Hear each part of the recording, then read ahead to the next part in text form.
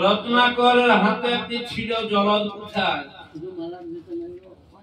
সেই জলদ কুঠা নিজের মস্তকে মেরে অজ্ঞান হয়ে পড়ে রইল।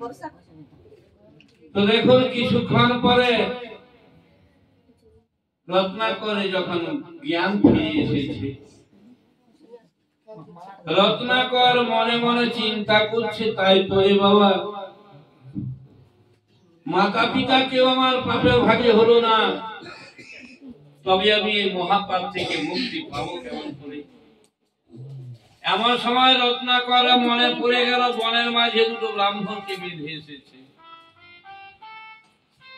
রত্নাকর মনে মনে চিন্তা করছে, ওই ব্রাহ্মণ দুটো হয়তো আমার মুক্তির কিছু উপায় করে দিবে। তাই আজ রত্নাকর ছুটতে ছুটতে বনের মাঝে গিয়ে ব্রহ্মা ও নারদের হাত পা দুটো খুলে দিয়ে করজোড়ে জিজ্ঞাসা করছেন, কে আপনারা? আমি চিনতে পারলাম না, নিজ গুণা কৃপা করে বলে দিয়ে আমি কেমন করে এই মহাপাপ থেকে মুক্তি পাবো? ব্রহ্মা বলছেন, সে কি বাবা রত্নাকর, তোমার মাতা পিতা তোমার স্ত্রী তারা সকলেই পাপের ভাগী হয়েছে তো? না না ঠাকুর, আমার মাতা পিতা আমার স্ত্রী কেউ পাপের ভাগী হবে না। বাবা রত্নাকর, এই কথাটাই তোমায় আমি অনেকক্ষণ ধরে বুঝাচ্ছিলাম, দুনিয়াতে কেউ কারো নয়, তোমার কেউ পাপের ভাগী হবে না। রত্নাকর বলে, ঠাকুর ঠাকুর তবে কি আমার মহাপাপ থেকে মুক্তির কিছু উপায় আছে? আমি কি মহাপাপ থেকে মুক্তি পাবো? পাবে বাবা রত্নাকর, তোমার মুক্তির জন্যই আমরা এখানে এসেছি। যাও যাও, আগে ভালো করে স্নান করে পবিত্র হয়ে এসো, আমি তোমার কর্ণে একটা মন্ত্র দেব।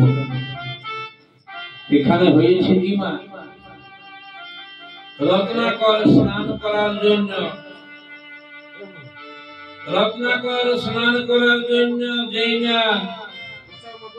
যেই না সরোবরের দিকে তাকিয়েছে, অমনি সরোবরের জল আকাশের পথে বাষ্প হয়ে উড়ে চলে যাচ্ছে। রত্নাকর দেখেই আশ্চর্য হয়ে গেল, এ কি কথা রে বাবা,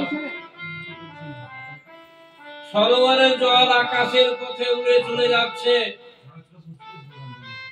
তবে আমি স্নান করবো কোথায়?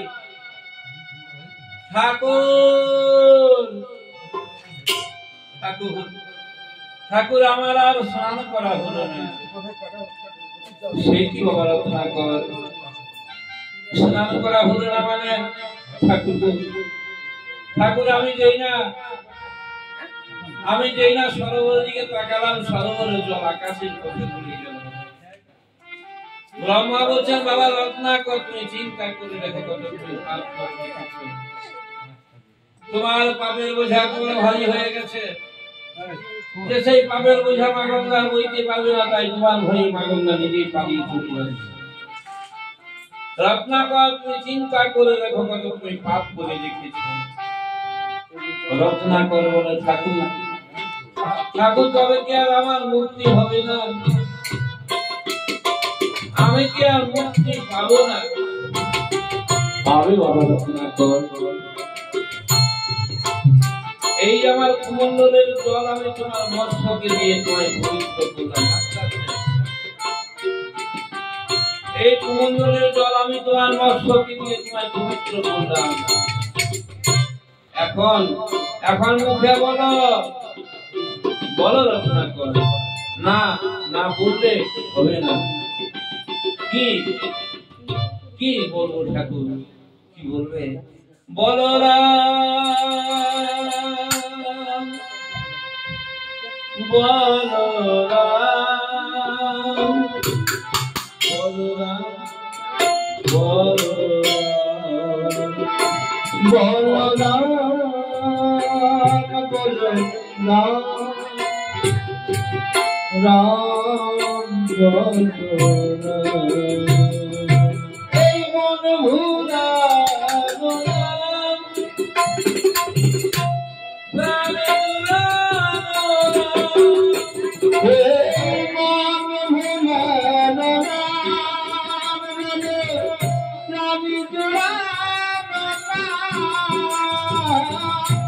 মনে ভুলানো না,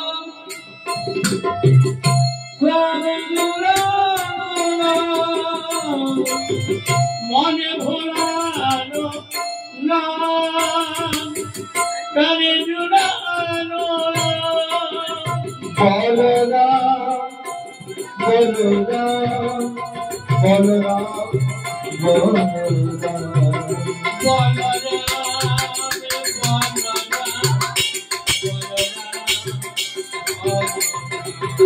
বলো রাম রাম রাম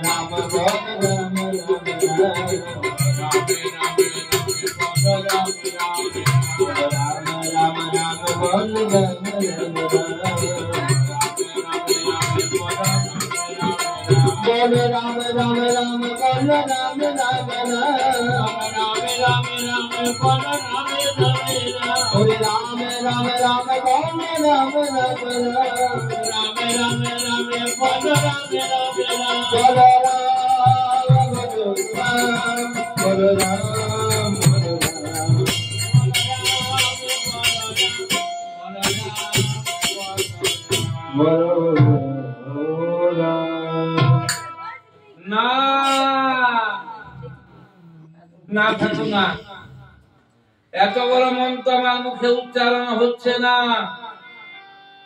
ব্রহ্মা বলছেন সে কি বাবা রত্নাকর, এই দুই অক্ষরের নাম রয়াকার মরাম, তাও তোমার মুখে উচ্চারণ হয় না। আহা রত্নাকর, তুমি এবার চিন্তা করে দেখো কত তুমি পাপ করে রেখেছ, তোমার মুখে রাম নাম উচ্চারণ হচ্ছে না। রত্নাকর বলে ঠাকুর তবে কি আর আমার মুক্তি হবে না? না বাবা রত্নাকর, রাম নাম না করলে, রাম নাম না বললে তোমার মুক্তি হবে না। রত্নাকর বলে ঠাকুর আমার জীব হয়ে যাচ্ছে, এত বড় মন্ত্র মুখে উচ্চারণ হচ্ছে না। ব্রহ্মা বলছেন বাবা রত্নাকর, ছলে বলে কৌশলে তোমায় রাম নামটা বলতেই হবে। ওই দেখো একটা গাছের ডাল ভেঙে আছে, বলো ওই গাছের ডালটা কি ডাল? ঠাকুর ঠাকুর ওটা একটা মরা ডাল, ডালটা ভেঙে মরে গেছে। হ্যাঁ হ্যাঁ রত্নাকর, তুমি ঠিক বলেছ, ওইটা একটা মরা ডাল। তো শোনো রত্নাকর, রামের উল্টো শব্দ হচ্ছে এই মরা শব্দটা। যেমন রয়াকার রাম, এই শব্দটাকে পাল্টে দেওয়া হয় কি হবে? মরয়াকার মরা। ও বাবা রত্নাকর, তুমি এই মরা মরা মন্ত্রটাই জপ করো। এই মরা থেকে হবে রামের সৃষ্টি, এই মরা থেকে হবে তোমার মহাপাপ থেকে পরিত্রাণ।